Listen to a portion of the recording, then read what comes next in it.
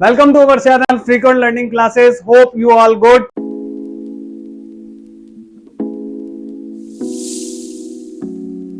वाले क्या class 10th का chapter 2 that is polynomial. So polynomial के बारे में देखो आप लोगों ने 9th क्लास में 8th क्लास में थोड़ा बहुत पढ़ा होगा, ठीक है, पॉलिनोमियल्स के बारे में, जिसमें आपने थोड़ी बहुत ये सारी चीजें पढ़ी हैं। वेरिएबल्स क्या है, कांस्टेंट्स क्या होते हैं और एक्सपोनेंशियल फॉर्म क्या होती है, ठीक है। ऐसी हम लोग आज क्लास 10th के अंदर पॉलिनोमियल को थोड़ा सा और एक्सपेंडेड फॉर्म में थोड़ा सा पढ़ेंगे, ठीक है। तो पहले पॉली का मतलब क्या है और नॉमियल का मतलब क्या है। देखो पॉली का मतलब क्या होता है, मैनी। पॉली का मतलब क्या है, मैनी। और नॉमियल का मतलब क्या है, टर्म्स। मतलब कि जब क्या हो, कई सारी टर्म्स आ जाएं, ठीक है, तो उसको हम क्या बोलते हैं, पॉलिनोमियल। अब ये भी पता होना चाहिए कि भाई टर्म्स क्या होती हैं, ठीक है। पॉलिनोमियल तो पता लग गया कि भाई कई सारी टर्म्स जब एक साथ लिखी हो तो क्या हो, पॉलिनोमियल हो गया, ठीक है। लेकिन अब टर्म्स किस किस फॉर्म में होनी चाहिए, क्या क्या टर्म्स होनी चाहिए। देखो आपके पास अगर कोई वेरिएबल की फॉर्म में आ रहा है तो भी आपका एक वो टर्म है, कांस्टेंट है तो भी वो आपका एक टर्म है, ठीक है। उसके वेरिएबल के ऊपर कोई पावर है, ठीक है, कोई एक्सपोनेंट लगा हुआ है तो भी वो आपकी एक टर्म है। लेट्स एग्जांपल, ठीक है। एग्जांपल की फॉर्म में देखो अगर मैंने सिंपल 5 लिखा तो ये भी क्या एक टर्म है, ठीक है, क्या एक पॉलिनोमियल है, ठीक है। लेकिन अगर मैंने इसके अंदर लिखा 2x प्लस 3, अब यहां पे देखो कितनी टर्म हो गई, एक कांस्टेंट टर्म हो गई और एक टर्म ऐसी होगी जिसके साथ क्या है, वेरिएबल है। यहां पे वेरिएबल क्या है, x, ठीक है। तो आप लोगों ने पहले से ही पढ़ा होगा कि भाई वेरिएबल क्या होते हैं। अब नहीं भी पढ़ा है तो हम यहाँ पे थोड़ा सा पढ़ लेते हैं वेरिएबल्स के बारे में। वेरिएबल क्या है, वेरिएबल एक ऐसी वैल्यू होती है, वेरिएबल एक ऐसी वैल्यू होती है जो कि आप क्या करती है, बार बार चेंज होती रहती है। मतलब कि वो अगर उसके हम x के अंदर या y के अंदर या आपके अल्फाबेट जितने भी होते हैं उनको हम एज अ वेरिएबल यूज करते हैं, क्यों, ताकि हम जब किसी भी कांस्टेंट नंबर के साथ जब हम उस वेरिएबल को मल्टीप्लाई करके रखते हैं तो अब हम उसके अंदर उस वेरिएबल की जो भी वैल्यू रखते रहेंगे वो पूरी वैल्यू को क्या कर देगा, चेंज कर देगा। मतलब वेरिएबल क्या हो गया, जो क्या कर दे, कंप्लीट वैल्यू को चेंज कर देता है, तो वो उसे आप क्या कहते हो, वेरिएबल कहते हो, ठीक है। अब जैसे यहाँ पे 2x प्लस 3, अब मैंने आपको बोला कि भाई x की जगह पे 1 रख दो, तो ठीक है, आपने बोला ठीक है भाई x की जगह पे मैं 1 रख देता हूं, तो ये कंप्लीटली क्या हो जाएगा, 5 हो जाएगा। तो देखो आपने क्या करा कि x की वैल्यू कुछ भी रखी और कंप्लीट की वैल्यू क्या हो गई, चेंज हो गई। तो वेरिएबल उसे ही कहते हैं जो वैल्यू उसको क्या कर दे, चेंज कर दे, ठीक है। कांस्टेंट आपको समझ में आ गया, जिसके साथ कोई भी अल्फाबेट ना हो। अब देखो कई सारे आपके पास ना बुक्स में अल्फाबेट ऐसे आता है, ए आ गया, बी आ गया, सी आ गया, लेकिन वो अल्फाबेट होता है, क्या जरूरी नहीं है कि वो वेरिएबल हो, ठीक है। तो वेरिएबल के लिए आपको ये जरूरी है कि ये पता हो कि मोस्टली जो यूज वेरिएबल है आपके वो एक्स, वाई और जेड है।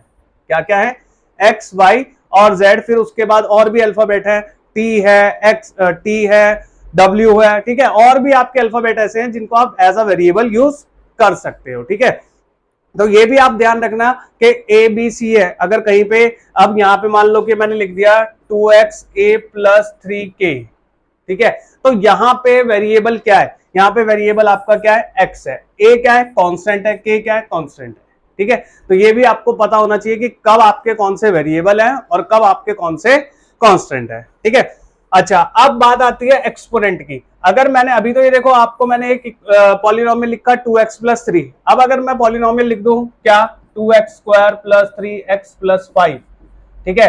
तो आपके पास अब देखो यहाँ पे x की पावर क्या आ गई, 2। तो ये भी क्या है, पॉलिनोमियल। क्यों, क्योंकि उसने क्या बोला है, वेरिएबल हो, कांस्टेंट हो और एक्सपोनेंशियल फॉर्म हो तो भी क्या होता है, वो पॉलिनोमियल होता है, ठीक है। लेकिन कब पॉलिनोमियल नहीं होगा, देखो अगर मैंने यहाँ पे लिखा, मैंने अगर यहां पे ये लिख दिया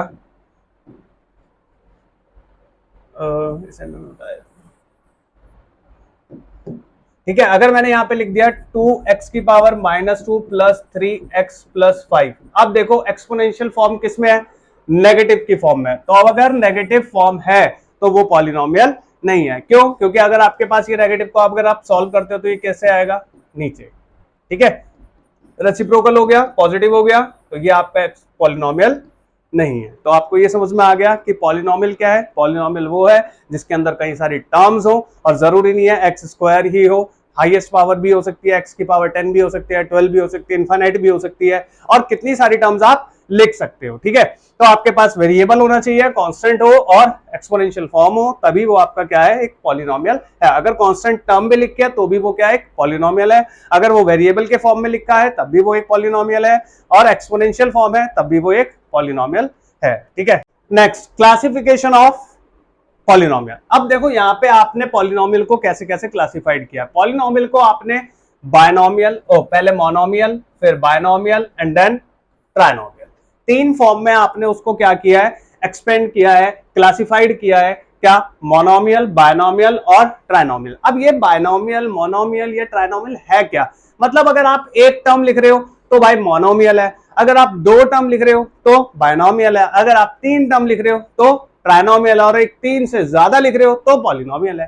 ठीक है, अब देखो क्या लिखा मैंने अगर लिखा 5x तो भी क्या है, ये एक ही तो टर्म है, सिंपल एक ही टर्म तो लिखी है, तो इसका मतलब ये क्या है, मोनोमियल है। अगर मैंने लिख दिया 5x प्लस 3, अब ये दो टर्म हो गई, देखो 5x भी हो गया और एक टर्म और हो गई क्या, 3, तो ये क्या हो गया, बायनोमियल। अच्छा, अब ट्राइनोमियल कब होगा, 3x square plus 5x plus 3।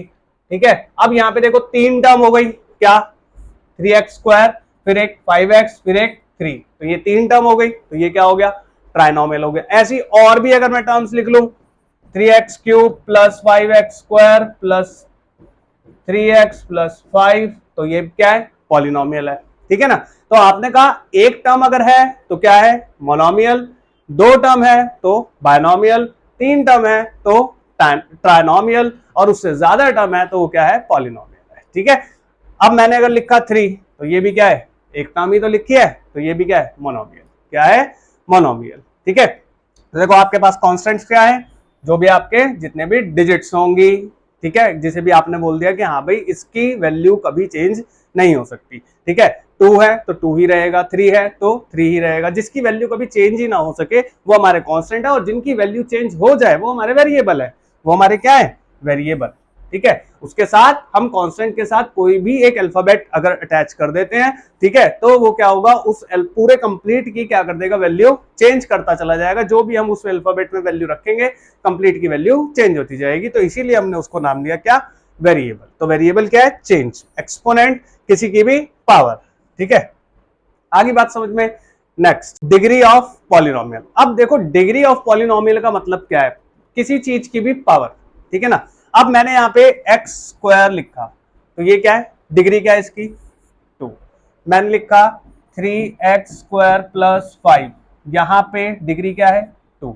अब लेकिन उसने क्या बोला है, डिग्री ऑफ पॉलिनोमियल, तो भाई पॉलिनोमियल तो अगर मैंने सिंपल यहाँ पे देखो एक मोनोमियल लिखा, यहाँ पे एक बायनोमियल लिखा, ठीक है, लेकिन अगर मेरे पास ट्राइनोमियल आ जाए या बहुत सारी टर्म्स आ जाए और मुझे उसमें पूछे कि भाई डिग्री बताओ, अब हर मान लो मैंने आपको ये लिख के दे दिया,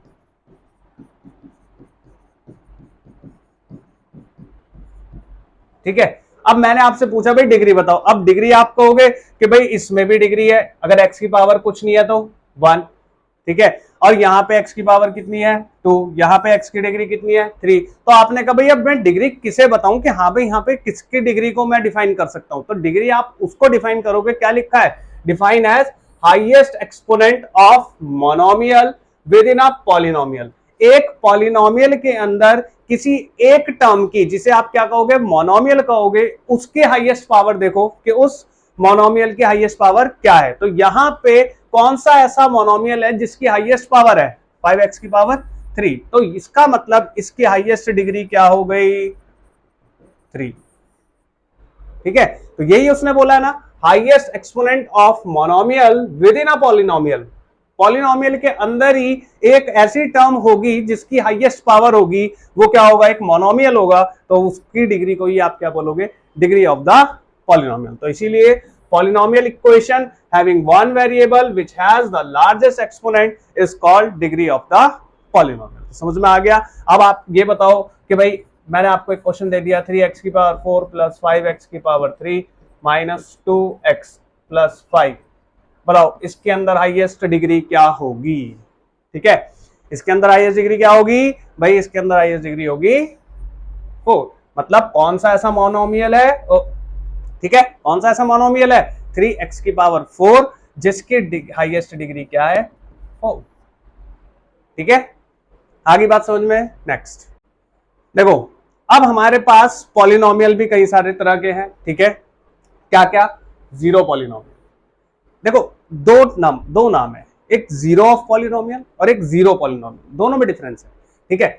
जीरो पॉलिनोमियल का मतलब क्या है कि अगर मैं लिखा 0x⁻³ या 0x⁻², अब यहाँ पे पॉलिनोमियल के पास क्या आ गया, वेरिएबल के पास क्या आ गया, एक जीरो आ गया, तो ये कंप्लीट क्या है, एक जीरो ही तो है, तो इसका मतलब कि ये क्या है, एक जीरो ऑफ पॉलिनोमियल। इसकी अगर मैं वैल्यू को लिखूंगा तो क्या आएगा, जीरो, इसकी अगर वैल्यू को लिखूंगा तो क्या आएगा, जीरो, ठीक है। तो ये क्या है, जीरो ऑफ पॉलिनोमियल, लेकिन जीरो पॉलिनोमियल, सॉरी, ये क्या है, जीरो पॉलिनोमियल, क्या है, जीरो पॉलिनोमियल। लेकिन अगर मैं बात करूं zero of polynomial, zero of polynomial का मतलब कि अगर मैंने आपको दिया एक पॉलिनोमियल 2x+3 और मैंने बोला what is it's zero of polynomial, तो आप क्या करोगे, इसकी वैल्यू को फाइंड करोगे कैसे, इसको आपने पहले लेट कर लिया क्या, पॉलिनोमियल ऑफ x, ठीक है, और फिर उसके बाद आपने किसके इक्वालिटी में रख लिया, इसको जीरो के इक्वल रखा और यहां से आपने x की वैल्यू को निकाल लिया, तो आपको क्या मिली, -3/2। तो इसका मतलब ये जो -3/2 है ये है जीरो ऑफ पॉलिनोमियल। और जीरो पॉलिनोमियल क्या है कि अगर मैं पॉलिनोमियल को किस फॉर्म में लिखता हूं, इस फॉर्म में लिखता हूं, जीरो या तो x⁻³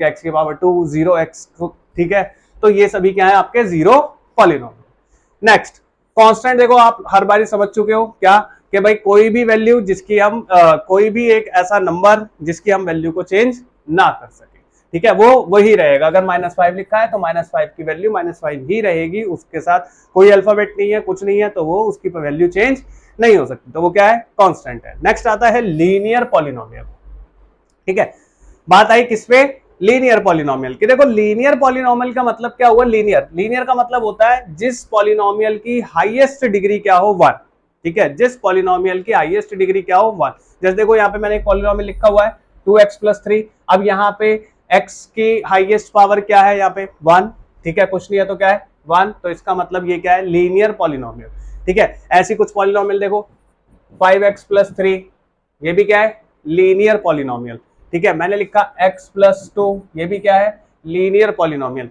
लेकिन अगर मैं लिखूं x² + 5x+2, तो क्या ये लीनियर पॉलिनोमियल है, नो, ये लीनियर पॉलिनोमियल नहीं है। क्यों, क्योंकि यहाँ पे तो मोनोमियल, एक मोनोमियल ऐसा है जिसकी हाईएस्ट डिग्री कितनी है, 2 है, और लीनियर क्या होता है, जिसकी हाईएस्ट डिग्री क्या हो, 1, जिसकी हाईएस्ट डिग्री क्या हो, 1, ठीक है।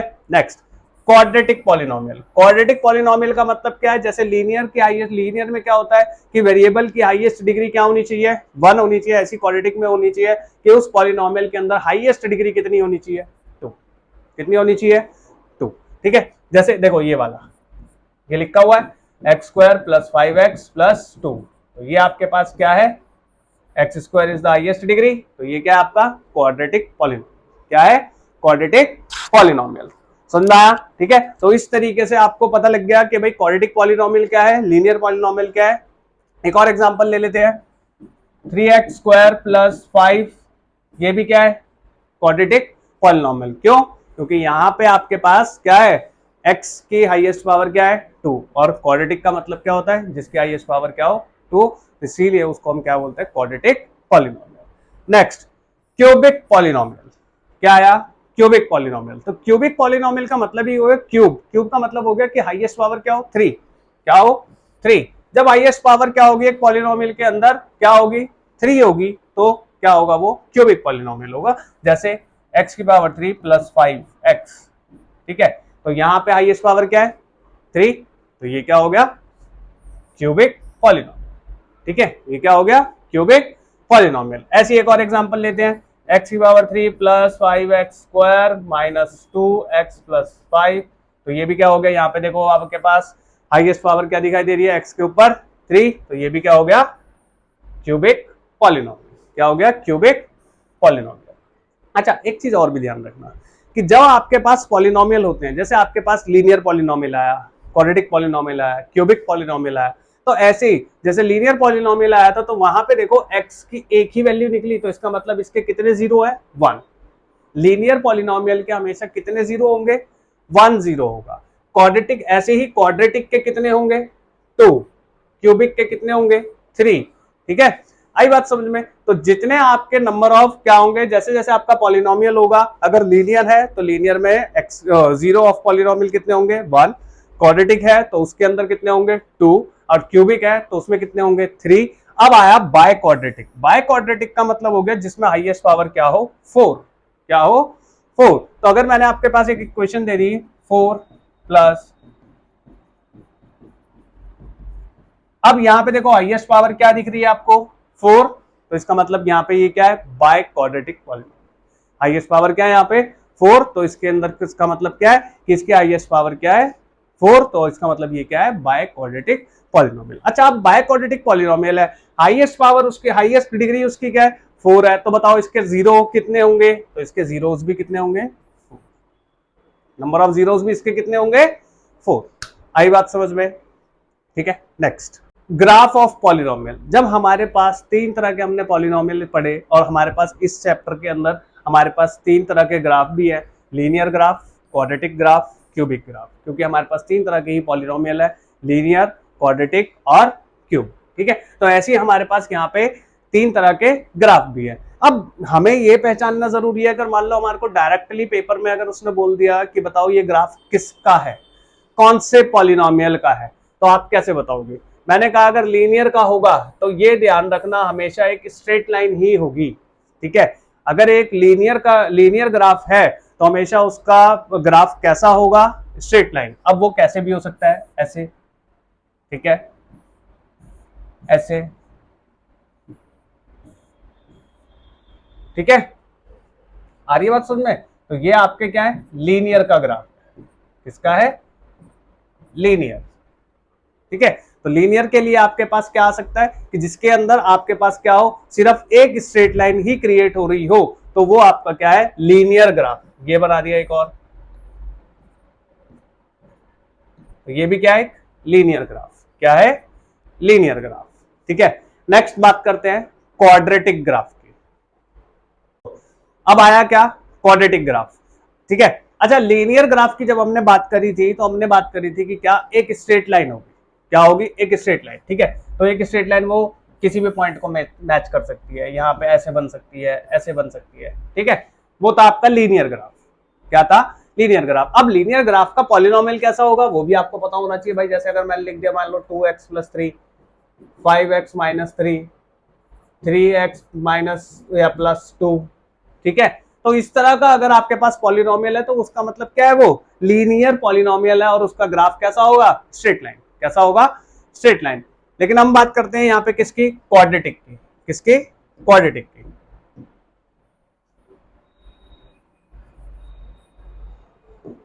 ठीक है, अब देखो क्वाड्रेटिक के लिए हमने क्वाड्रेटिक के पॉलिनोमियल क्या पढ़ा था कि जिसके अंदर हाईएस्ट पावर क्या हो 2 मिल रही है हमें, हाईएस्ट पावर 2। तो इसका मतलब, और ये भी बताया था मैंने कि क्वाड्रेटिक के अंदर अगर आपके पास हाईएस्ट पावर क्या मिल रही है 2, तो उसके जीरोस भी कितने होंगे 2। ठीक है, हमने ये भी पता कर लिया कि इसके जीरोस भी कितने होंगे 2 होंगे। लेकिन लीनियर ग्राफ का तो हमारे पास स्ट्रेट लाइन था, अब क्वाड्रेटिक ग्राफ का कैसा होगा भाई ग्राफ। ठीक है जी, अब हमने पढ़ा कि भाई अगर आपके पास दो इक्वेशंस है, मान लो आपके पास दो इक्वेशन है, कैसे, मैंने एक इक्वेशन ली x² - 3x + 4, एक ली -x² + 3x - 4। दोनों में डिफरेंस क्या है, दोनों में डिफरेंस यह है कि इस वाले x² के आगे पॉजिटिव का साइन है और इस वाले x² के आगे नेगेटिव साइन है। अब दोनों में क्या है साइन डिफरेंस है, तो जाहिर सी बात है दोनों के ग्राफ भी क्या होंगे डिफरेंट होंगे। ठीक है, अब डिफरेंट होंगे तो सही, लेकिन क्वाड्रेटिक का ग्राफ होगा कैसे ये हमें पता होना चाहिए। देखो अगर x² आगे आपके पास क्वाड्रेटिक पॉलिनोमियल, अगर x² आपका क्या है पॉजिटिव, तो ये ध्यान रखना आपका पहली बात तो क्वाड्रेटिक पॉलिनोमियल का जो ग्राफ होता है वो कैसा होता है पैराबोला। कैसा होता है पैराबोला, उसका नाम होता है क्या पैराबोला, जो किस तरीके से होता है, या तो इस तरीके से होगा या फिर इस तरीके से होगा। ठीक है, किस तरीके से होगा, या तो ऊपर की तरफ या फिर नीचे की तरफ। ठीक है, अच्छा अब पॉजिटिव होगा, अगर क्वाड्रेटिक पॉलिनोमियल क्या होगा पॉजिटिव तो ऊपर की तरफ और नेगेटिव होगा तो नीचे की तरफ।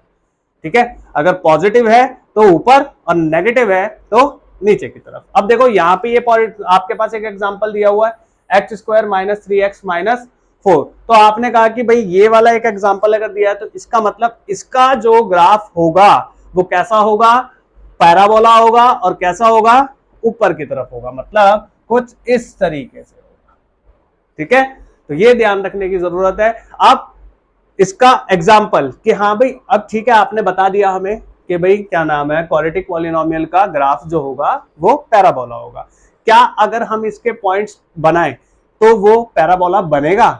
रखो, क्यों नहीं बनेगा। देखो, सबसे पहला काम आपका क्या होना चाहिए कि जो आपके पास पॉलिनोमियल दिया है p ऑफ x, जिसको आप किसके इक्वल रखोगे, लेट करोगे किसके इक्वल, y के इक्वल, और y किसके इक्वल, पॉलिनोमियल के, किसके इक्वल, पॉलिनोमियल के इक्वल।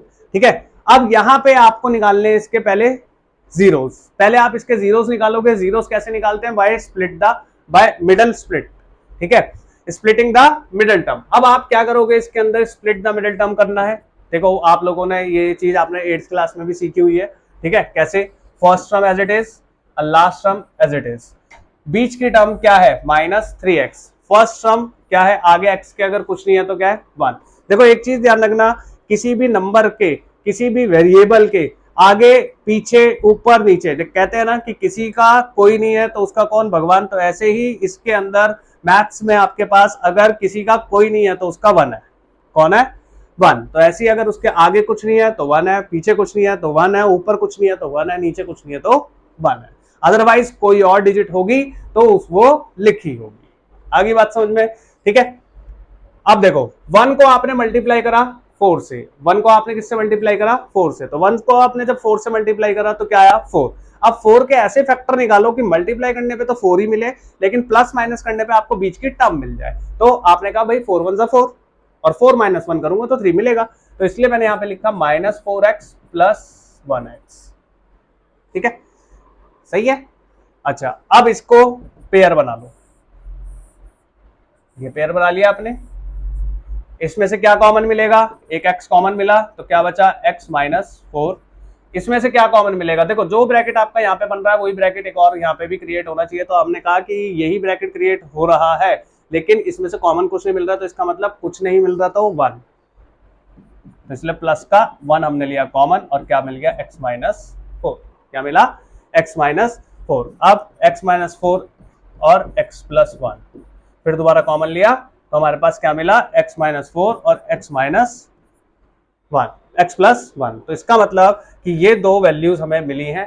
ठीक है, अब जीरोस क्या है, जीरोस है x माइनस 4 को अगर मैं इक्वल टू 0 रखता हूं, और x प्लस 1 को अगर मैं x प्लस 1 को अगर मैं इक्वल टू 0 रखता हूं, तो आपके पास देखो यहाँ पे x की वैल्यू क्या आई 4, और यहाँ पे x की वैल्यू क्या आई माइनस 1। ठीक है, आपके पास क्या वैल्यू आ रही है, x की वैल्यू आ रही है 4, और x की वैल्यू क्या आ रही है माइनस 1। ठीक है जी, x की वैल्यू 4, x की वैल्यू 4 ये रही।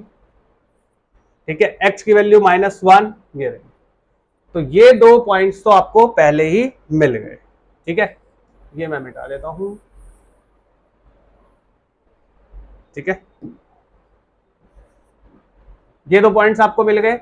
अब बाकी के पॉइंट्स कैसे निकालेंगे, देखो आप बाकी के पॉइंट्स आप कैसे निकालोगे, आपने क्या लिखा, ये इक्वेशन लिखी, किसको, किसके इक्वल लिखा, y के इक्वल लिखा। 9th क्लास में आप क्या करते थे, कोई भी x की वैल्यू रखी और y की जगह पे पुट कर, मतलब कि x की वैल्यू रखी तो y निकल आया। ये बॉक्स बनाते थे आप लोग, ऊपर लिखा x,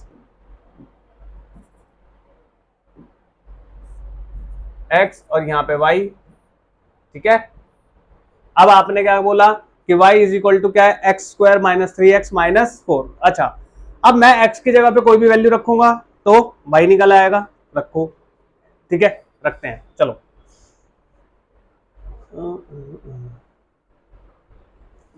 मैं यहां पे कर देता हूं y is equal to, x की जगह पे मान लो मैंने रखा 1, क्या रखा 1, 1 माइनस 3 माइनस 4, ये आया 1 minus 7 is equal to minus 6, तो ये मेरे को मिला माइनस 6। ठीक है, अब मैंने x की जगह पे रख लिया 0, x की जगह पे रखा मैंने 0। जैसे ही मैंने x की जगह पे लिखा तो मेरे को ये भी 0 हो गया और ये भी 0 हो गया, और क्या मिला -4। ठीक है, ऐसे ही मैंने फिर x की जगह पे रखा -1, क्या रखा -1, 1, तो -1 का स्क्वायर -3 -1 और ये -4, ठीक है। तो ये आया क्या 1 + 3 -4, ये आया क्या 4 - 4 दैट इज 0, ठीक है। तो ये आपको क्या मिल गया 0, y क्या मिला 0, कब जब मैंने x रखा -1, ठीक है। एक वैल्यू और रख लेते हैं, बॉक्स कंप्लीट हो जाएगा, ठीक है। एक और वैल्यू रखते हैं, मान लो हमने रख लिया वो -2 रखता हूं, तो y इज इक्वल टू -2 का स्क्वायर -3 -2 -4, -2 का स्क्वायर 4 + 6 -4, 4 से 4 कैंसिल दैट इज 6, तो y 6 मिला कब जब मैंने x क्या रखा -2, ठीक है। अब इन पॉइंट्स को आप क्या करो प्लॉट करो, ठीक है। देखो x क्या बोला है 1, ठीक है, x का 1 ये रहा, y क्या बोला है -6, y का x का 1 ये रहा और y का -6 ये रहा, ठीक है, ठीक है। नेक्स्ट ये मैं मिटा देता हूँ साथ के साथ, थोड़ा क्लियर रहेगा, ठीक है। नेक्स्ट 0 और y क्या है -4, तो -4 ये रहा, ठीक है,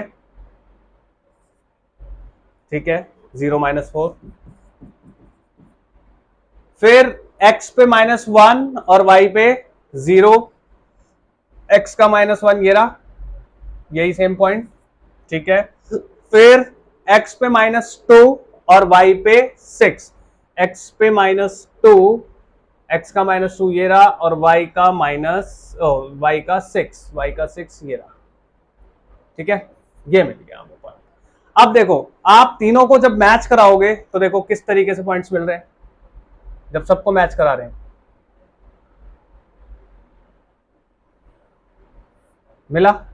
मिला कुछ इस तरीके से पैराबोला, ठीक है। तो इसका मतलब ये समझ में आया कि भाई अगर आप क्वाड्रेटिक पॉलिनोमियल का कोई भी ग्राफ क्रिएट करते हो तो वो हमेशा आपका कैसा मिलेगा, पैराबोला मिलेगा। और ये भी ध्यान रखना है कि अगर आपका पॉजिटिव क्या है x², मतलब क्वाड्रेटिक पॉलिनोमियल क्या है पॉजिटिव है, तो इसका मतलब उसका ग्राफ पैराबोला जो मिलेगा वो कैसा मिलेगा ऊपर की तरफ, कैसा मिलेगा ऊपर की तरफ मिलेगा। और अगर वो नेगेटिव है तो वो कैसा मिलेगा नीचे की तरफ। Next cubic graph. देखो क्वाड्रेटिक ग्राफ हम लोगों ने सीख लिया, लीनियर ग्राफ हम लोगों ने सीख लिया, अब हमारे पास क्या है क्यूबिक ग्राफ। देखो क्यूबिक ग्राफ में भी आपको जैसे हमने क्वाड्रेटिक में निकाला और मैंने आपको बताया था कि जब आप क्वाड्रेटिक निकालते हो तो आपको पास कितने जीरोस मिलते हैं 2, तो क्यूबिक निकालोगे तो उसमें कितने जीरोस मिलेंगे 3 जीरो मिलेंगे, ठीक है। तो पहले आपने उन जीरोस को प्लॉट करना है, फिर उसके बाद आपने इसको किसके इक्वल रखना है, वही सेम y के इक्वल रखना है, और फिर उसके बाद x की वैल्यू रखोगे y निकल आएगा, x की वैल्यू रखोगे y निकल आएगा, ठीक है। लेकिन ये ध्यान होना चाहिए कि आपके पास पैराबोला का जो क्या नाम है क्वाड्रेटिक पॉलिनोमियल था उसका जो ग्राफ था वो आपका कैसा था, या तो पॉजिटिव पैराबोला या फिर नेगेटिव पैराबोला, यही था, या तो पॉजिटिव या फिर नेगेटिव। लेकिन क्यूबिक का कैसा होगा, कुछ इस तरीके का, ठीक है, कुछ इस तरीके का। अब इसमें भी देखो एक बहुत अच्छी चीज कि अब हमें कैसे पता लगेगा कि बिना मान लो हमारे को अब इक्वेशन भी नहीं दी, ठीक है, हमें पॉलिनोमियल भी नहीं दिया, ये भी नहीं बताया कि ये क्यूबिक है, और ये दे दिया ग्राफ ये दे दिया ग्राफ और ये बोल दिया कि अब बताओ कि ये क्यूबिक पॉलिनोमियल का ग्राफ है, या अगर आपको एक ग्राफ दे दिया ऐसे ही, या आपको एक ग्राफ दे दिया ऐसे, ठीक है, ये 3 ग्राफ दे दिए और कुछ नहीं बोला, कोई इक्वेशन नहीं बोली, ठीक है, कोई आपको पॉलिनोमियल गिवन नहीं है, ठीक है। अब आपसे उसने पूछ लिया कि बताओ ये इसमें से कौन सा क्वाड्रेटिक का ग्राफ है, तो आपने क्या देखा, क्यों, क्योंकि आपने एक तो चीज देखी क्या, पैराबोला, पहली चीज। दूसरी चीज क्या देखनी है, दूसरी चीज देखनी है कि जब पैराबोला बनेगा ना तो वो हमेशा ध्यान रखना कि वो किसी भी एक एक्स एक्सिस पे, ठीक है, एक्स एक्सिस पे कितनी बार कट कर रहा होगा, 2 बार कर रहा है, तो इसका मतलब कितने जीरो है, 2 जीरो है, और 2 जीरो है तो इसका मतलब क्या है, क्वाड्रेटिक है, क्या है, क्वाड्रेटिक है। देखो क्यूबिक में कितनी बार कट कर रहा है एक्स एक्सिस को, 1 2 3, इसका मतलब कितने जीरोस हैं, 3 जीरोस हैं, तो इसका मतलब ये कौन सा है पॉलिनोमियल, क्यूबिक पॉलिनोमियल। अच्छा यहाँ पे कितनी बार कट कर रहा है, एक बार, तो इसका मतलब कितने जीरोस है, 1। तो इसका मतलब कौन सा पॉलिनोमियल है, लीनियर पॉलिनोमियल। तो देखो आपको एक एक मार्क्स के अंदर बहुत सारी चीजें, बहुत छोटी छोटी चीजें होती हैं जो आपसे पूछ लेते हैं, लेकिन आपको बेसिक चीजें पता नहीं होती, जिस वजह से आपका वहां पे गलत हो जाता है। तो ये सारी छोटी छोटी चीजें आप ध्यान रखो, ठीक है। आई बात समझ में कि आपसे वो क्या क्या चीजें पूछ सकते हैं। अब देखो आपको क्या क्या चीजें वो आपसे मल्टीपल चॉइस क्वेश्चन में पूछ सकते हैं, वो आपको सारे क्वेश्चन मैं आपको शॉर्ट्स के अंदर सारे के सारे क्विज टाइप में पूछता रहूंगा, ठीक है। आप लोग वहां पे सारे क्विज का जवाब दोगे तो आपको मोस्टली जितने भी इस चैप्टर से रिलेटेड हो या पूरी मैथ से रिलेटेड जितने भी आपके चैप्टर्स हैं, उन सभी के क्विज से आपके ऑब्जेक्टिव टाइप क्वेश्चंस तो कंप्लीट ही हो जाने हैं, ठीक है। बस आपने सबके जवाब देने हैं जो भी वहां पे क्वेश्चन आएंगे, ठीक है। नेक्स्ट हम लोगों ने सीख लिए अभी तक जितना भी क्या सीखा था हमने, लीनियर ग्राफ, क्वाड्रेटिक ग्राफ और क्यूबिक ग्राफ और पॉलिनोमियल के बारे में सारी चीजें हम लोगों ने सीख ली है। अब इस क्वेश्चन में देखो आपके पास यहाँ पे आपके पास क्या है, आपके एनसीईआरटी की एक्सरसाइज 2.1 फर्स्ट एक्सरसाइज है, और फर्स्ट एक्सरसाइज के अंदर आपके पास देखो कुछ ग्राफ गिवन है, और इस ग्राफ के अंदर उसने क्या पूछा है, नंबर ऑफ जीरोस। क्या पूछा है, नंबर ऑफ जीरोस। लेकिन बात बोली है नंबर ऑफ जीरोस तो निकालने हैं, लेकिन कंडीशन क्या है, y is equal to p of x. बोला है उसने y is equal to p of x. तो यहाँ पे उसने ये बोला है कि अगर y is equal to p of x है तो यहाँ पे नंबर ऑफ जीरोस बताने किसके, p of x। And what is p of x, polynomial of x, ठीक है। अच्छा अब एक बार बताओ, जब इसने यहाँ पे क्वेश्चन में सिर्फ ये पूछ लिया है y is equal to p of x, तो यार ये भी तो पूछ सकता है x is equal to p of y. अब बात क्या आती है, बात ये आती है कि यहां पे जो p ऑफ x पूछा है, तो यहां पे x बोला है, तो आपने ग्राफ में ये देखना है कि x एक्सिस पे लाइन कितनी बार कट हो रही है, ठीक है। x एक्सिस पे ये ग्राफ की ये जो लाइन आपके पास इक्वेशन की लाइन बनी हुई है, ये कितनी बार कट हो रही है। अगर एक बार भी कट नहीं हो रही है तो इसका मतलब नंबर ऑफ जीरोस कितने हैं, 0।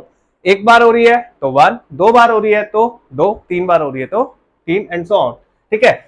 जब आपसे पूछ लेगा x is equal to p of y, तो अब किसके लिए देखोगे, p ऑफ y। y का मतलब कि अब p ऑफ y का मतलब है आप y एक्सिस पे देखोगे कि y एक्सिस पे कितनी बार कट कर रही है, ठीक है। लेट्स चेक, ठीक है। अब देखते हैं, देखो आपके पास यहाँ पे फर्स्ट क्वेश्चन में फर्स्ट पार्ट में क्या बोला है, x एक्सिस पे देखो कितनी बार कट कर रही है, कर रही है एक बार भी कट, ठीक है। रुको मैं कलर चेंज कर देता हूँ, ठीक है। एक बार भी कट कर रही है। अगर मैं इस वाले कंडीशन की बात करूं, y is equal to p of x की, नहीं कर रही, तो इसका मतलब p ऑफ x इसमें क्या हुआ, 0, ठीक है। लेकिन अगर इसी में अगर मैं p ऑफ y की बात करूं, तो एक बार देख रहे हो एक्स y एक्सिस पे एक बार कट कर रही है, ठीक है। ऐसे ही सेकंड क्वेश्चन में देखो p ऑफ x की बात करूं तो p ऑफ x एक्सिस पे देखोगे, जब x है तो x एक्सिस पे कितनी बार कट कर रही है, 1 टाइम, ठीक है जी, 1 हो गया। नंबर ऑफ जीरोस कितने हो गए, 1। लेकिन अगर हम बात करें p ऑफ y की बात करें तो देखो y पे नीचे y पे यहाँ पे भी कितनी बार कट कर रही है, सिर्फ एक बार, तो ये भी क्या हो गया, 1, ठीक है। अच्छा यहां पे अगर मैं बात करूं p ऑफ x की, तो x पे कितनी बार कट कर रही है, 1, 2, 3 टाइम्स, तो नंबर ऑफ जीरो क्या हो गया, 3। और अगर y की बात करूं तो कितनी बार कट कर रही है, देखो सिर्फ एक ही बार कर रही है ना यहाँ पे, ठीक है। तो क्या आया, नंबर ऑफ जीरोस 1, ठीक है। नेक्स्ट फोर्थ में देखो यहाँ पे p ऑफ x की बात करूं तो देखो p ऑफ x में एक बार यहाँ पे और एक बार यहाँ पे, ठीक है। तो यहाँ पे ये क्या हो गया, 2, क्या हो गया, 2। अच्छा एक चीज और समझ में आई कि ये कैसा कर्व बन रहा है, कैसा, पैराबोला। तो यहां से आपको ये भी समझ में आ गया होगा, इसका मतलब ये अगर पैराबोला है तो इसका मतलब ये कौन सा ग्राफ है, क्वाड्रेटिक। कौन सा, क्वाड्रेटिक, समझ में आ गया, ठीक है। और देखो क्वाड्रेटिक के लिए क्या होना जरूरी है, एक तो पैराबोला होना जरूरी है, और दूसरा नंबर ऑफ जीरोस भी कितने होंगे, 2। मैंने बताया था ना, लीनियर होगा तो उसमें नंबर ऑफ जीरोस 1 होंगे, क्वाड्रेटिक होगा तो 2, क्यूबिक होगा तो 3। अब देखो यहाँ पे 3 है, 3 बार कट कर रहा है, तो इसका मतलब ये क्या है, क्यूबिक। क्या है, क्यूबिक। और उसका भी मैंने आपको ग्राफ कुछ इस तरीके से ही बताया था क्यूबिक के लिए, ठीक है। नेक्स्ट फिफ्थ में देखो कितनी बार कट कर रहा है एक्स एक्सिस पे, 1, 2, 3, 4, तो p ऑफ x कितना हो गया, 4, क्या हो गया, 4। लेकिन अगर मैं p ऑफ y की बात करूं, y की, तो y में देखो आपके पास यहाँ पे कितनी बार कट रहा है, सिर्फ एक बार कर रहा है, तो क्या आ गया, 1, ठीक है। नेक्स्ट 6। x पे देखो, p ऑफ x पे कितनी बार कट कर रहा है, 1 2 3, 3 टाइम्स कर रहा है, तो इसका मतलब p ऑफ x कितना हो गया, 3। लेकिन अगर मैं y की बात करूं तो सिर्फ y पे देखो बस एक ही बार है, तो p ऑफ y कितना हो गया, 1। ठीक है, तो अब ये ध्यान रखना आप लोग कि आपके पास ये जो आपके पास एक्सरसाइज 2.1 है, तो आपके पास पेपर में कोई ऐसा नहीं है कि हाँ भी सीधा ही डायरेक्ट ये ग्राफ उठा के दे देगा और बोलेगा जैसे यहाँ पे दिया हुआ है y is equal to p of x, और बिल्कुल डायरेक्ट ही दे देगा। देखो थोड़ा बहुत इसके अंदर घुमा सकता है, वो क्या क्या घुमा सकता है, जैसे मैंने आपको बताया कि आपके पास अगर पैराबोलिक ग्राफ दे दिया तो वो आपसे पूछ सकता है कि बताओ ये कौन से पॉलिनोमियल का ग्राफ है, तो आप बता दोगे क्वाड्रेटिक है, क्यूबिक है, या फिर लीनियर है, तो ये पूछ सकता है। या फिर वो इसी तरीके से y is equal to p of x बोल सकता है, या फिर x is equal to p of y बोल सकता है। या फिर वो क्या बोल सकता है कि अगर आपको उसने जो है इस तरीके का क्यूबिक ग्राफ दे दिया तो वो आपसे पूछ सकता है बताओ भाई नंबर ऑफ जीरोस कितने होंगे इस ग्राफ के, तो आप क्या बोलोगे, 3। ठीक है, क्वाड्रेटिक के लिए पैराबोला दे दी तो आपसे पूछ सकता है नंबर ऑफ जीरोस कितने होंगे, तो आप क्या बोलोगे, 2। ठीक है, तो यहां पे आपके पास खत्म होती है एक्सरसाइज 2.1। नेक्स्ट वीडियो में हम लेकर के आएंगे एक्सरसाइज 2.2। ठीक है, अब 2.1 और पॉलिनोमियल के इंट्रोडक्शन में आपको जिस तरह का कोई भी डाउट है तो आप कमेंट बॉक्स में मुझे बता सकते हैं, और या फिर आपको नीचे डिस्क्रिप्शन में मेरा व्हाट्सअप नंबर लिखा होगा, आप उस पर भी मेरे से पूछ सकते हैं, मैं उस पर आपको आपके जो भी क्वेरी होगी उसका करेक्ट आंसर दे दूंगा। थैंक यू, मिलते हैं नेक्स्ट वीडियो में।